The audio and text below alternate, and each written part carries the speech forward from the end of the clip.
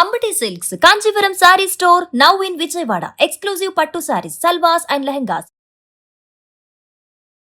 ఉగాది శుభాకాంక్షలు రమ్మగారు. ఉగాది శుభాకాంక్షలు జయ. అలాగే సుమన్ టీవీ ప్రేక్షకులందరికీ ఉగాది శుభాకాంక్షలు. ఈ సంవత్సరం మనమంతా చాలా సంతోషంగా, ఆరోగ్యంగా, ఆనందంగా అందరం ఉండాలని కోరుకుందామండి. మరి ఈ సంవత్సరం యొక్క విశిష్టత ఏంటి, అసలు ఉగాది యొక్క విశిష్టత? ఈ ఏడాది ఎలా ఉంటుంది ఏమిటి అవన్నీ చదువుకుంటాము, పెద్దవాళ్ళ దగ్గర వింటాము. ప్రతి సంవత్సరము చెప్పుకునేదే. ఏడాది మారుతుంది, సీజన్ మారిపోతుంది, ఋతువు మారింది, మాసం మారింది. మనం ఏమైనా మారుతామా? మనం మార్చుకోవాల్సినవి కూడా ఉన్నాయా? మనం మారుతాం ఆకారం పరంగా. ఏమిటి ఏమిటో మార్చుకోవాల్సినవి ఏంటనేది మనం మాట్లాడుకోవాలి. జీవనం అంటే ప్రతిసారి మనం ఈ ఉగాది పండగ అనగానే వసంత ఋతువు కదా. అవును, మళ్ళీ సంవత్సరం మొదలవుతుంది. దీంతో కొత్త ఋతువు వస్తుంది. మధుమాసం అంటాం. మధుమాధవ మాసాలు రెండు. ఇది వసంత ఋతువు. మధుమాసం అంటే చైత్రమాసం, మాధవ మాసం అంటే వైశాఖ మాసం. ఈ రెండు మాసాలు కలిపి ఈ ఋతువుగా నిర్ధారించారు. ఇప్పటిదాకా అంటే ఇది వరకు ఈ పండగ వస్తూనే చిన్న చిన్న పిందెలు, చిటిపొట్టి పిందెలు, మామిడి పిందెలు కనపడే. ఇప్పుడు ఆవకాయకి సరిపడా ఆ మాత్రం కాయలు, రమ్మగారు పళ్ళు కూడా వచ్చేస్తున్నాయి, పళ్ళతో సహా వచ్చేస్తున్నాయి. అంటే కాలంలో మనకేంటంటే సీజన్స్ కూడా స్పీడ్ అయిపోతాయి, పరుగు పెడుతున్నాయి మనతో పాటుగా. అవి కూడా రోజులు వాటంతట అవి వెళ్తూ ఉంటాయి. కాకపోతే ఆ రోజులు ఋతువుల్లో రావాల్సిన మార్పులు కొంచెం ముందుగానే కనపడుతూ ఉంటాయి. కానీ వసంత ఋతువు వచ్చేసరికల్లా ప్రకృతి అంతా శోభాయమానంగా మారిపోతుంది. చిగుళ్ళు పెడతాయి, పూతలు పెడతాయి, మా కోయిలలు కూస్తూ ఉంటాయి. నేను ఒక నెల క్రితం నుంచే వింటున్నాను కోయిల కూత. మా ఇంటి దగ్గర ఒక మామిడి చెట్టు మీద కూస్తూనే ఉంటుంది, అదే పని మీద ఉంటుంది అది. సో సీజన్ని బట్టి మనం కొన్ని పద్ధతులు, కొన్ని ఆలోచనలు, కొన్ని అవగాహనలు అవి మార్చుకోవాలి. ప్రతి సంవత్సరం నూతన సంవత్సరం ఉగాది అనగానే పండగ రోజు ఏం చేయాలి, ఏం చేయకూడదు. అభ్యంగన స్నానం చేయాలి. అయితే మనం మామూలుగా చెట్ల ఆకులు అవి వేసుకుని స్నానాలు చేసే పద్ధతి ఈ పండగకు ఉండదు. మనం రథసప్తమికి కూడా మన జిల్లేడు ఆకులు పెట్టుకున్నాం కదా. మామూలుగా పల్లవాలు అంటారు చూడు, మర్రి, రావి, జువ్వి, మేడి, మామిడి అలాంటి ఆకులని నీటిలో వేసుకుని చేస్తే ఔషధ స్నానం లాగా అవుతుందని మంచిదంటారు. దొరికితే ఏమైనా 2 ఆకులు వేడి నీళ్ళల్లో వేసుకుని ఆ నీటితో స్నానం చేయటం ఓకే, కుదిరితే. లేకపోతే చక్కగా పెద్దవాళ్ళు చిన్నవాళ్ళకి నెత్తి మీద నూనె పెట్టి చక్కగా దీవించి ఆయురారోగ్య ఐశ్వర్యాలతో ఉండాలని, అమ్మకడుపు చల్లగా ఉండాలని దీవించి నూనె రాయటం, అభ్యంగన స్నానం చేయటం, ఉదయమే పొద్దున్నే స్నానం చేయటం. తర్వాత ఏమో నింబఫల భక్షణం అంటే వేపూత తినడం. పూతని పూతగా తినం కాబట్టి ఆ పూతతోటి షడ్రుచుల మేళవింపుతోటి ఉగాది పచ్చడి చేసుకోవటం, పచ్చడిని స్వీకరించటం, దైవ ధ్యానం, దైవ ప్రార్థన, దైవ పూజా విధానము అన్నీ చేసుకోవటం. దాంతోపాటుగా చక్కగా షడ్రసోపేతమైన రుచికరమైన పదార్థాలని తయారు చేసుకుని దేవుడికి నివేదన చేసుకోవటం. మన ఆరాధ్య దైవం ఎవరో, మన ఇంట్లో పూజా విధానం ఏమిటో దాన్ని బట్టి. తర్వాత ఆహార స్వీకారం మంచిది. ఏమనాలి దీన్ని, పంచభక్ష పరమాన్నాలు, నవకాయ పిండి వంటలతోటి భోజనం చేయటం. తర్వాత సాయంకాలం లేదా మధ్యాహ్నపు వేళైనా మనం పంచాంగ శ్రవణం చేయటం మన విధిగా ప్రతి సంవత్సరము చెప్పుకునేదే. ఋతువు మారుతుంది. చెట్లు పాత ఆకుల్ని రాలగొట్టేసుకుని ఉంటాయి ఆల్రెడీ. కొత్తగా చిగుర్లు వేస్తాయి, కొత్తగా పూత వస్తుంది, కొత్తగా కాపు వస్తుంది, అన్నీ కొత్తవే. ఎండాకాలం మొదలైపోతుంది, సూర్యుడు తేజస్సు పెరిగిపోతుంది. చైత్రం రాగానే మొదలు కరకరలాడే ఎండ మనకు ఒక 15 రోజుల క్రితం నుంచే కరకరలాడుతుంది. ఇప్పుడు ఏంటంటే ఎండ వల్ల వచ్చే బాధలు మొదలవుతాయి. దీన్ని సబ్సైడ్ చేయటం కోసం, ఎండాకాలంలో వచ్చేటువంటి రకరకాల అనారోగ్యాలని తగ్గించుకోవటం కోసమే మనం ఈ వేప పూత తినటం, వేప చెట్ల గాలిని ఆస్వాదించటం, మామిడి రెమ్మలతో పాటుగా వాకిలికి తోరణాలు కడతాం, మామిడి రెమ్మలు, వాటితో పాటుగా వేప కొమ్మలు కూడా కట్టుకోవటం. మేము మాత్రం యథావిధిగా ఇంత ఇది తెప్పించుకుంటాను జయ. నాకు వేపగాలి మహా ఇష్టం. ఈ ఏర్పాటు చేసుకోవటం, వేపాకులు చక్కగా వాకిళ్ళు తుడిచి ముగ్గులు వేసుకోవటం, ఇవన్నీ మనం ఏటా ఎప్పుడు పండక్కి చేసేవి. అవును. అయితే ప్రతి సంవత్సరము మనం ఒక కొత్త ఆలోచన చెయ్యాలి. ఇప్పుడు ఈ సంవత్సరం మనం ఏం చేస్తాం, ఇది వింటాం కదా ఈ పండక్కి, పంచాంగ శ్రవణం చేయటం వల్ల ఒక విశేషమైన ఫలితం ఉందని చెప్తారు. నిరుడు కూడా ఈ మాట చెప్పినట్టే గుర్తుంది నాకు. అవును. మన జాతకాల్లో ఏవైనా దోషాలుంటే పంచాంగ శ్రవణం వల్ల అవి తగ్గిపోతాయంటారు. ఈ ప్రత్యేకమైన రోజున మనం ఇదే వింటే అవి తగ్గిపోతాయి. ఓహోహో. మనకేవో గ్రహదోషాలు ఉన్నాయి, అవునవును. ఎవరో గురువు నీచంలో పడ్డాడు, ఇంకోళ్ళు ఎవరో ఉచ్చంలో పడ్డారు, వాళ్ళు ఉచ్చంలో ఉండి వీళ్ళ నీచంలో ఉన్నా మనకి సమస్యలు వస్తాయి. రాజపూజ్యం 2 అవమానం 16 ఉంది, అదే కదా చూస్తాము. అవును. అప్పుడు కొంచెం బ్యాలెన్స్ అవుతాయి, సమస్యలు తగ్గుతాయి. పంచాంగ శ్రవణం విధిగా చేయాలి. పంచాంగాన్ని ఇది మన ఉగాదికి కవి సమ్మేళనం చేయటం కూడా మన వాళ్ళు అదొక ఆచారం, ఒక సంస్కృతి కింద. స్నేహితుల్ని కలుసుకోవటం, లైక్ మైండెడ్ పీపుల్ తోటి మాట్లాడటం. ఓకే. దీంతో పాటుగా పండగ రోజు కొట్లాడుకోవద్దు, పొట్లాడుకోవద్దు, గొడవ పడద్దు. ప్రతి పండగకి చెప్తాం. ఈ ఉగాది పండగ ఏంటంటే సంవత్సరపు మొదటి రోజు కాబట్టి సాధారణంగా పెద్దవాళ్ళంతా చెప్తారు, తొలి రోజున సరిగ్గా ఉంటే మళ్ళీ రోజు కూడా సరిగ్గానే ఉంటుంది. తొలి రోజు సరిగ్గా ఉండాలంటే పండగ రోజున సక్రమంగా ఉండాలి. ఏదో చిన్న విషయం మీద చిలికి గాలివాన చేసుకుని కొట్లాడుకోవద్దు. ఏవైనా గొడవలు ఉంటే సార్ట్అవుట్ చేసేసుకోండి. వస్తువులు పడేసుకోవటం, పారబోసేసుకోవటం, ఎక్కువ వండి పడేయటం లాంటివి చేయబోకండి. మనం జాగ్రత్త వహించవలసింది. స్నేహితులతోటి ఏదైనా ప్రాబ్లమ్స్ ఉంటే వాటిని సార్ట్అవుట్ చేసుకోండి. చుట్టాల్లో ఉన్నా కూడా చక్కగా కలిసి ఒక 2-3 స్నేహితులను వెళ్ళి చూసి రావటము, కాస్త అట్లా వ్యాహ్యాలుగా బయటికి నడిచి వెళ్ళటము, చల్లగాలి, దేవాలయ సందర్శనం చేయటము. తొలి రోజున చేసాం దేవాలయ సందర్శనం, మనసు ప్రశాంతంగా ఉంది. ఏడాదంతా ప్రశాంతత ఉంటుంది, న్యాచురల్లీ సహజంగా జరగడం అవకాశం ఉంది. లేదా మనకే ఏదైనా గొడవ వచ్చినా పండగ రోజున హాయిగా ఉన్నాం, ఇవాళ ఏమిటి ఇలా ఉన్నామని సర్దుకుంటాం. కనీసం సర్దుకునేందుకు అవకాశం ఉంది. మైండ్ సెట్ ఇట్లా ఉంచుకోవాలి.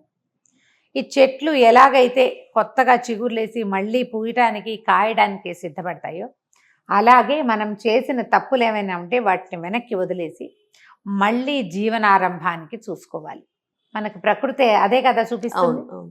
ఏటా చూస్తాం, కానీ మనం ఏం చేస్తామంటే తప్పు నెమరేసుకుంటూ ఉంటాం, గుర్తు చేసుకుంటూ. పొరపాట్లు తప్పులేమో పునరావృతం చేస్తాం, దుస్సంఘటనలేమో ఎంతసేపు నెమరవేసుకుంటూ ఉంటాం, పోట్లాటలు నెమరేసుకుంటాం. మానేయాలి. అది ఏది ఆగదు, కాలము ఆగదు. ఆగని దానికి ఎందుకు మనం వెనకది చెప్పుకుని మన పెళ్ళైనప్పుడు అంటుంటారు 30 ఏళ్ల క్రితం అయిన పెళ్లి రోజు 30 ఏళ్ల క్రితం జరిగింది, అప్పుడు ఏదో అయ్యింది, ఇంకా ఎన్నాళ్ళు చెప్పుకుంటారు, ఏవో స్వీట్ నథింగ్స్ అయితే చెప్పుకోవాలి. గొడవలు కొట్లాట్లు ఎందుకు, అనవసరంగా మనసు పాడు. ప్రస్తుతపు ఇది కూడా పోతుంది కదా. ఈ పని చేయబోకండి. వేపపూత తప్పనిసరిగా పిల్లలకు కూడా స్వీకరించేలాగా చేయండి. షడ్రుచుల సమ్మేళనమే జీవితం. ఉప్పు పులుపు, తీపి కారం, చేదు వగరు. చేదు తిన్నాక వగరు మిగులుతుంది, అవును కదా. కానీ మనకు తెలుస్తుంది. ఈ చేదుని వగర్ని కూడా మన జీవితాల్లో కలుపుకోండి. అన్నీ స్వీకరించాలి. ఎందుకంటే ఈ కాలంలో ఏంటంటే ఒకరోజు కింద అవుతుంది, ఒకరోజు మీద అవుతుంది. పగలు రాత్రి లాగానే జీవితంలో ఇన్ని రుచులు వస్తూనే ఉంటాయి. ఏదైనా ఒకే రుచి ఉండిపోదు ఎల్లకాలం, ఒకదాని తర్వాత ఒకటి ఉంటుంది కదా. అందుకని ఈ షడ్రుచుల సమ్మేళనమైన పచ్చడిని ఇప్పుడు తినిపిస్తారు. మనం ఏటా ఇవే మాటలు, ఇవే కబుర్లు, ఇదే విషయం మాట్లాడుకుంటూ ఉంటాం. ప్రతి పండగ రోజున అభ్యంగనం చేయాలి, ఇలా మంచి మాట్లాడుకోవాలి, దేవతార్చన చేయండి, భగవత్ సాన్నిధ్యంలో కొంచెంసేపు గడపండి, ఇంటిల్ పాది చక్కగా స్నేహంగా ఉండండి. చెప్తూ ఉంటామా, చేస్తూ ఉంటున్నామా లేదా, అదే ఆలోచించుకోవాలి. అది కదా ఆలోచించాలి. ఆలోచించండి. పండగకి 2 రోజుల ముందు నుంచే మనం ప్రిపరేషన్ మొదలు పెడతాం కదా. ప్రిపరేషన్ చేసేటప్పుడు ఏం చేస్తాము, నీట్గా లేని దాన్ని సరి చేసుకుంటాం. ఇల్లు ఉడిచేస్తాం, తుడిచేస్తాం, ముగ్గులు పెట్టేస్తాం, వాకిళ్ళకి చక్కగా పసుపులు రాస్తాం, తోరణాలు కడతాం, కొత్త ఇవి అలంకారాలు చేస్తాం, దుప్పట్లు గిప్పట్లు అన్నీ కొత్త వేసుకుంటాం. కొత్త బట్టలకి చాలా మంచిది ఉగాది పండగ. కొత్త బట్టలకి పసుపు పెట్టి చక్కగా కొత్త బట్టలు వేసుకుంటాం.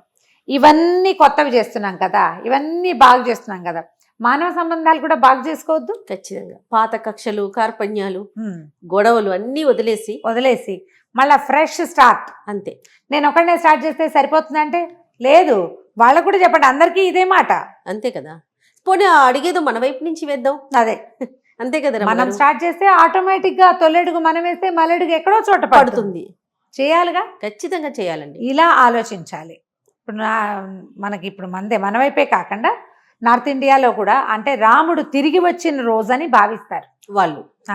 అందుకని ఏం చేస్తారంటే మన శ్లోకాల్లో కూడా చెప్పబడింది నిమ్మఫల భక్షణము, తర్వాత ఏమో ఇది పతాకావిష్కరణ. మన ఏమనాలి దాన్ని, జెండా, కాషాయ జెండా ఎగరేస్తారు. ఓంకారం కానీ స్వస్తికం కానీ రాసి ధ్వజారోహణ అంటారు. ధ్వజారోహణం అంటే ఈ రోజున కాషాయపు జెండా, కాషాయము హిందుత్వానికి ప్రతీక, అవును, మన భారతదేశానికి ప్రతీక. దాంట్లో ఓంకారం కానీ స్వస్తిక్ కానీ ఏదైనా ఒక దాన్ని రాసి ఎగరేస్తారట. ఎగరవేసే వాళ్ళు ఇదివరకు ఇంటి మీద ధ్వజారోహణ చేసాం. లాస్ట్ ఇయర్ ఈ సంగతి విని మా ఫ్రెండ్ ఒకడు చెప్పాడు నాకు, మేము ఇవాళ తింబఫల భక్షణ చేసాం, ధ్వజారోహణ కూడా చేసాం, మా ఇంటి మీద కాషాయ జెండా ఎగరేసాము అని. అంటే ఇది హిందుత్వము అని భావించకండి, మనకు పురాతన కాలం నుంచి ఉన్నదే. హిందుత్వ భావాల్ని పెంచి పోషించటం కాదు. మనం ఈ రోజున అలా రాముడు అయోధ్యకి తిరిగి వచ్చిన రోజట ఈ రోజు, అందుకని వాళ్ళు పండగ చేసుకునేవాళ్ళు, వాళ్ళు ఇలా చేసుకున్నారు. మనం కూడా చేయొచ్చు, ఆసక్తి ఉన్న వాళ్ళు చేయండి. లేకపోతే మన మామూలు పద్ధతి ప్రకారమే వాకిళ్ళకి పసుపులు రాయటం, వాకిట్లో చక్కగా ముగ్గేసుకోవటం, పువ్వుల దండలు కట్టడం, మామిడి మండలు వేప మండలు కట్టుకోవటం, వేప పువ్వు తెచ్చుకోవటం, చక్కగా బాగు చేసుకుని కాస్త చింతపండు పులుసు, అందులో వేప పూత కలిపి, తర్వాత ఉప్పు బెల్లము, ఇదివరకు మిరియాలు వేసేవాళ్ళు, తర్వాత కాలంలో పచ్చిమిరపకాయ వేసుకుంటున్నాము మన వాళ్ళ. తర్వాత పచ్చిమిర్చి అలవాటు అయిపోయింది కదా. దీంతో పాటుగా చిన్న మామిడికాయ, లేత మామిడికాయ పిందెలు సన్నటి ముక్కలు తరిగి అవి కూడా కలుపుకోవటం. నేనైతే ఎవ్రీ ఇయర్ చెప్పేది 2-3 అరటిపళ్ళు వేసుకుంటాను, నేను బైండింగ్ బాగుంటుందని.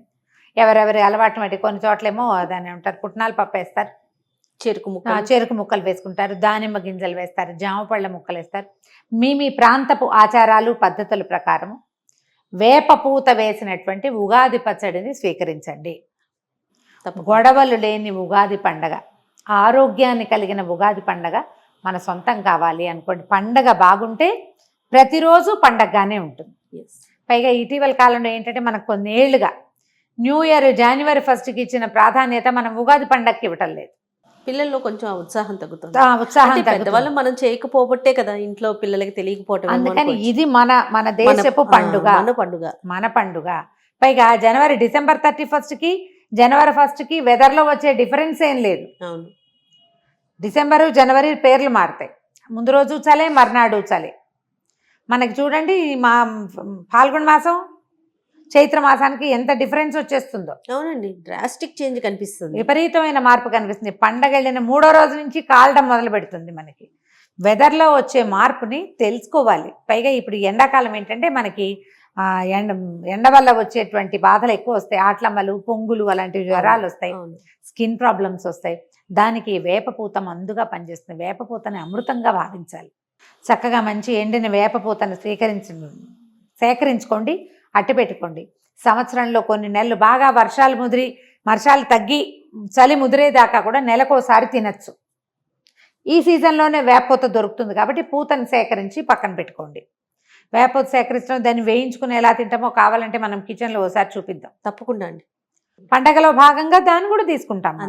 అంతే కదా, ప్రయత్నం చేసి చూడండి. ఇప్పటిదాకా ఉగాది పచ్చడి మీ పిల్లలకి టేస్ట్ చూపించకపోతే ఈ సంవత్సరం అట్టే చేదు లేకుండా కొంచెం తీపి ఎక్కువగా వేసైనా సరే ఒక్క స్పూనైనా ఉగాది పచ్చడి అలవాటు చేయండి. పండగ రోజున పొద్దున్నే లేవండి, తల స్నానం చేయండి, దేవుడికి దండం పెట్టుకోండి, ఉగాది పచ్చడి తీసుకోండి. మధ్యాహ్నం మీ తాలూకు గ్రహ ఫలితాలని తప్పకుండా వినండి. ఫ్యూచర్ ఈ సంవత్సరంలో రాబోయే సమస్యల్ని మనం సగం తగ్గించుకోగలుగుతాం. పెద్దవాళ్ళు చెప్పిన మాట వినాలి కదా. అంతే. తప్పకుండా గారు. నమస్తే. నమస్తే.